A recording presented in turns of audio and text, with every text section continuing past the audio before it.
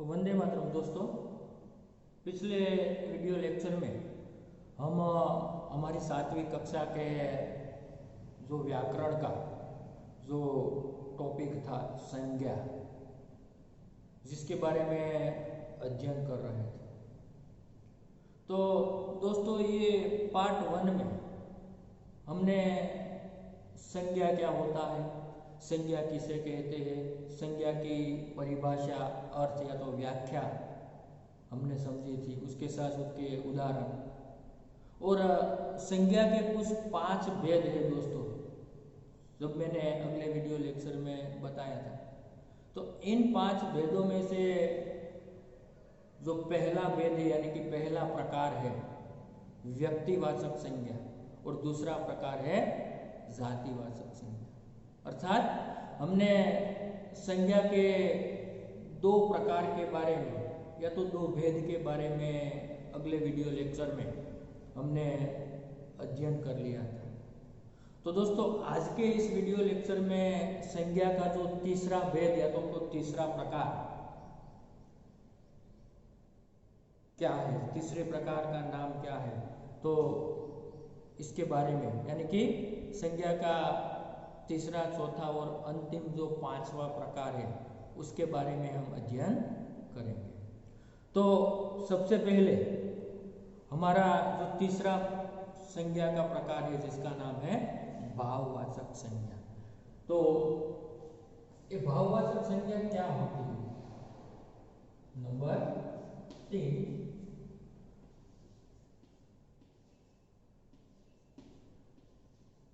भाववाचक संज्ञा।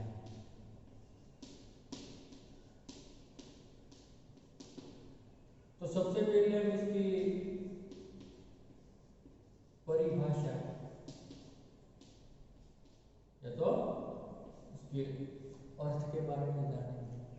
तो भाववाचक संज्ञा यानी कि जिस शब्द से किसी व्यक्ति, स्थान अथवा वस्तुओं के गुण, दोष, भाव, दशा आदि का जब हमें पता चलता है तब उसे हमें भाववाचक संज्ञा कहते हैं। किसी भी व्यक्ति, वस्तु या तो स्थान की दशा क्या है, स्थिति क्या है, उसके गुण कैसे है या तो उसका भाव कैसा है, जैसे कि हास्य का भाव, रोने का भाव,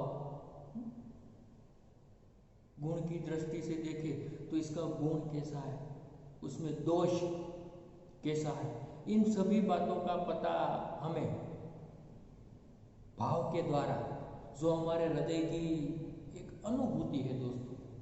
भाव हम दिख नहीं सकते बल्कि हम उसका अनुभव कर सकते हैं। तो जो चीज अनुभव की होती है यानी कि अनुभूतों की जो चीज होती है वह सभी भाव होती है। तो व्याकरण की दृष्टि से उसे भाववाचक के संज्ञा के रूप में जानते हैं। तो दोस्तों, जैसे आप पहले ही 2 प्रकार अपनी बुक में वीडियो लेक्चर देख के अपनी बुक में लिखते हैं, इसी प्रकार ये 3 प्रकार भी आपको उसकी परिभाषा, उसके उदाहरण आपको लिखना है और साथ साथ समझना है। तो तीसरी भाववाचक संज्ञा की परिभाषा लिखते हैं, जिस शब्द से किसी व्यक्ति,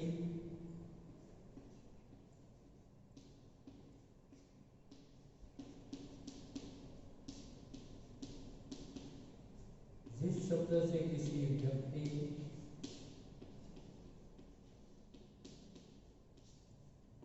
वस्तु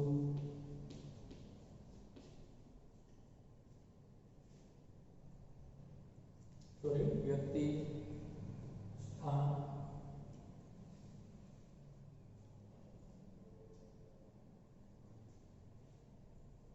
स्थान अथवा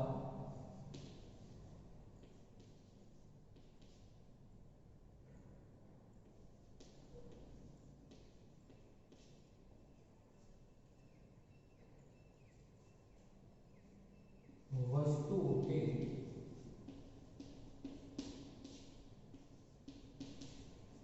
गुण, दोष,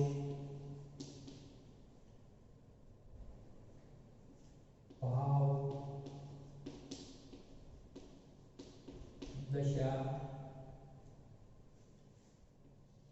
का पता चलता है।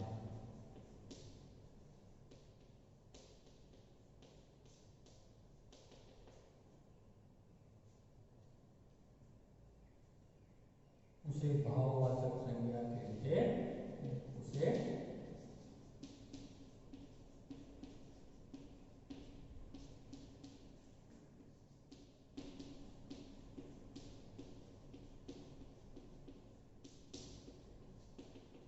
तो देखिए जिस प्रकार यहाँ पर इसका अर्थ या तो परिभाषा है, जिस शब्द से किसी व्यक्ति, स्थान अथवा वस्तुओं के गुण, दोष, भाव, दशा आदि का पता चलता है तब उसे भाववाचक संज्ञा कहते हैं। तो उसके उदाहरण देखते हैं यहाँ पर कुछ,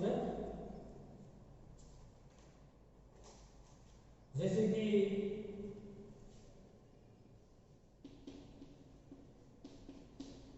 पहला उदाहरण यहाँ पर हम देखते हैं कि इस पहाड़ की ऊंचाई अधिक है, इस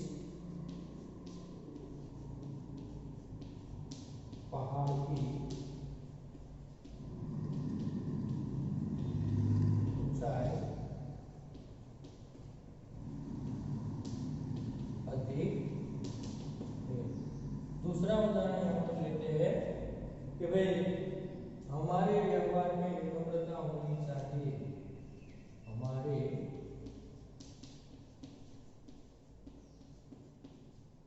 व्यवहार में विनम्रता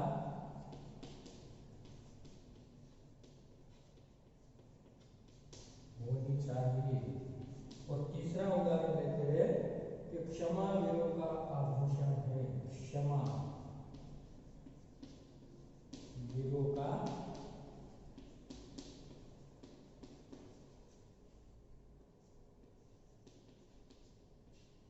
आभूषण है।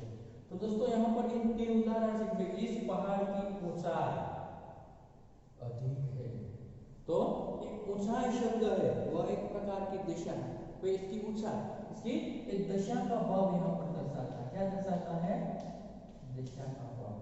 दूसरे उदाहरण में हमारे व्यवहार में विनम्रता, तो विनम्रता है वह एक प्रकार से गुण का भाव है, विनम्रता यानी कि एक गुण है। और क्षमा वीरों का आभूषण है, तो क्षमा एक भाव है। अब दूसरों को माफी देते, क्षमा देते, तो एक प्रकार का भाव होता है। तो जिस प्रकार इस परिभाषा को हमने पढ़ा, इससे इस उदाहरण से हमें पता चल जाएगा कि जिस शब्द में किसी व्यक्ति, स्थान अथवा वस्तुओं के गुण, दोष, भाव, दशा का पता चलता है। यहाँ पर पहाड़ की ऊंचाई कम पता चलता है, यहाँ पर व्यवहार में विनम्रता यानी कि गुण है, और क्षमा एक प्रकार का भाव है। तो इसी प्रकार की भाववाचक संज्ञा में जो किसी व्यक्ति या तो स्थान अथवा तो वस्तुओं के गुण, दोष, भाव या तो दशा, उसके बारे में हमें पता चलता है। उसके बाद दोस्तों नंबर 4 जो चौथा प्रकार है, जिसे हम कहेंगे समूहवाचक संज्ञा। क्या कहेंगे?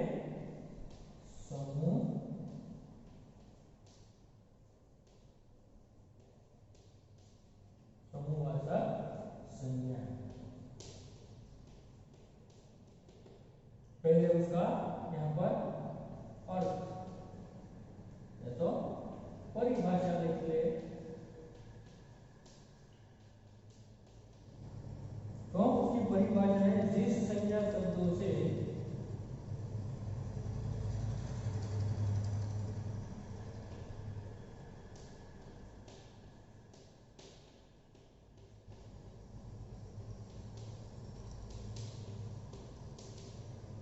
एक ही जाति,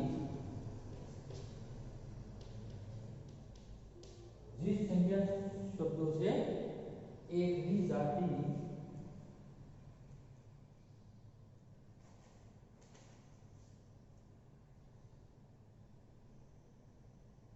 के व्यक्ति,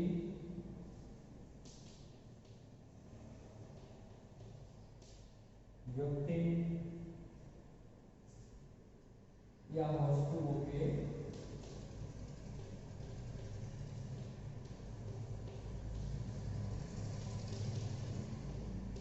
समूह, एक ही वस्तुओं के समूह का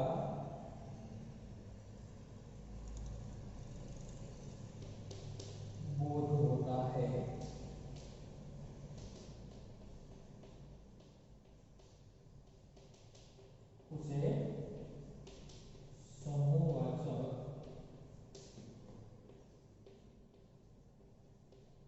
संज्ञा कहते हैं।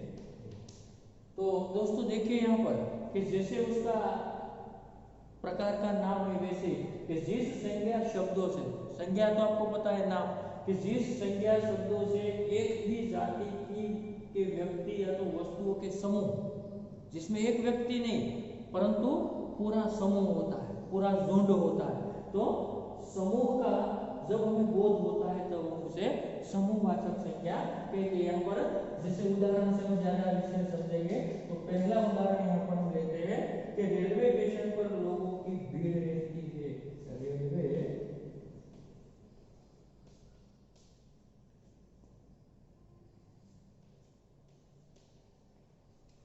स्टेशन पर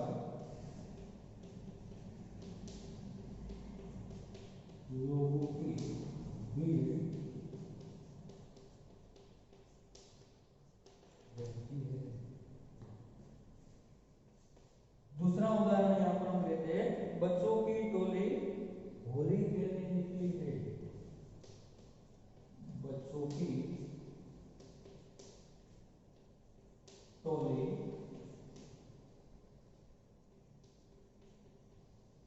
होली खेलने निकली है। तीसरा उदाहरण यहाँ पर लेते हैं, भारतीय सेना बहुत शक्तिशाली है। भारतीय सेना बहुत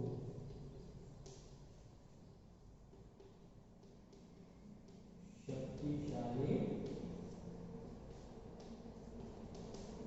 अब दोस्तों देखिए यहाँ पर कि जैसे कि हमने उसकी व्याख्या के बारे में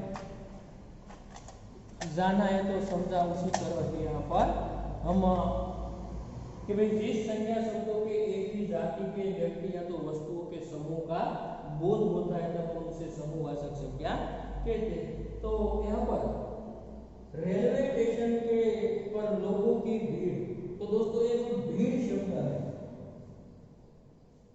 एक प्रकार से समूह का हमें बोध कराते हैं।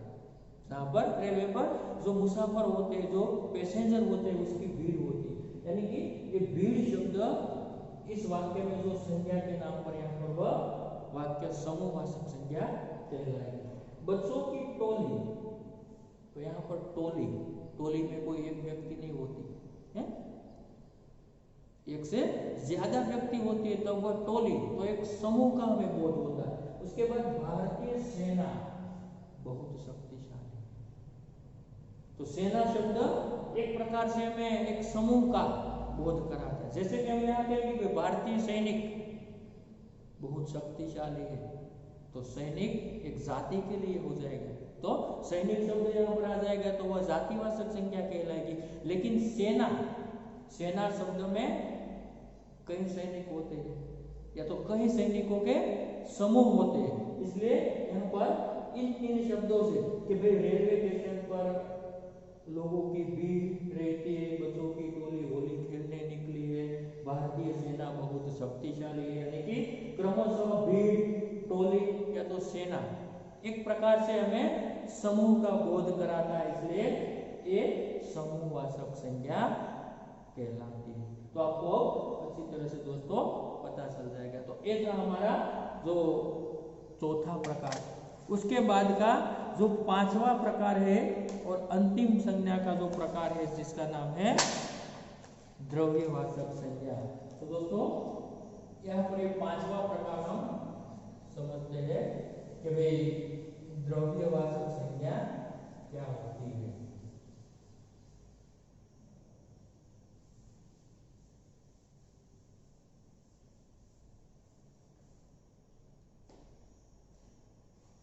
नंबर 5,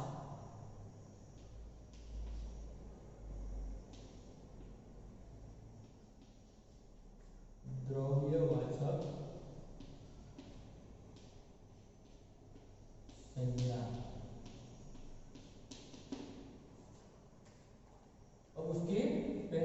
परिभाषा समझते हैं।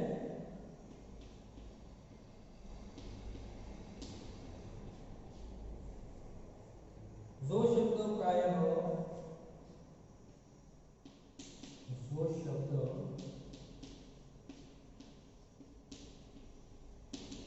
प्रायः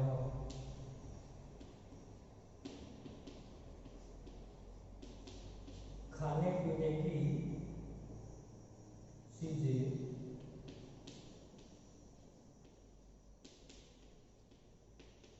और धातुओं का बोध कराती है,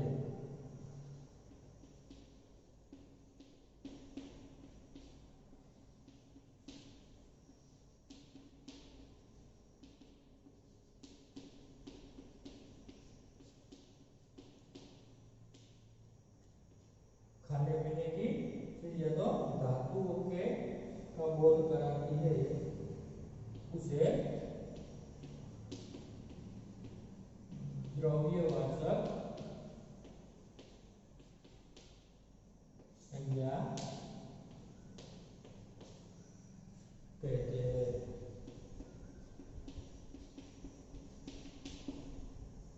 तो दोस्तों जैसे उदाहरण पर हम देखें तो किसी भी चीज यहाँ पर दूध, पानी,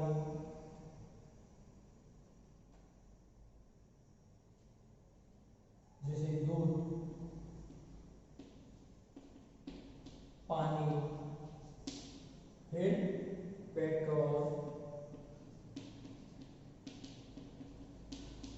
सोना,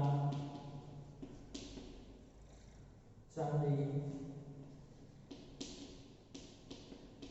टमाटर, गेहूं आदि। तो यहाँ पर दोस्तों इसी प्रकार से प्राय खाने पीने की चीज तो दूध, पानी खाने पीने की चीज है, सोना, चांदी जो चीजें है वो एक प्रकार का द्रव्य है, और पेट्रोल एक प्रकार से जो द्रव्य के नाम से एक धातु है। क्या है? धातु है, ये खनिज है, तो तेल। तो इसी प्रकार से ये सभी जो द्रव्यवाचक संज्ञा में इसी प्रकार का जो हम उदाहरण लिखे तो आज बिल्ली सारा दूध पी गई, लिखते आज बिल्ली सारा दूध पी गई। तो ये क्या है? यहाँ पर दूध शब्द हमें ये द्रव्यवाचक यानी कि द्रव्य का उल्लेख कराते हैं। उसके अलावा और शब्दों का भी आज मैंने अपनी बाइक में 100 रुपये का पेट्रोल डाला, तो ये क्या हो जाएगा? द्रव्यवाचक संज्ञा हो जाएगी। और आज मैंने गेहूं का आटा निकाला, तो क्या हो जाएगा?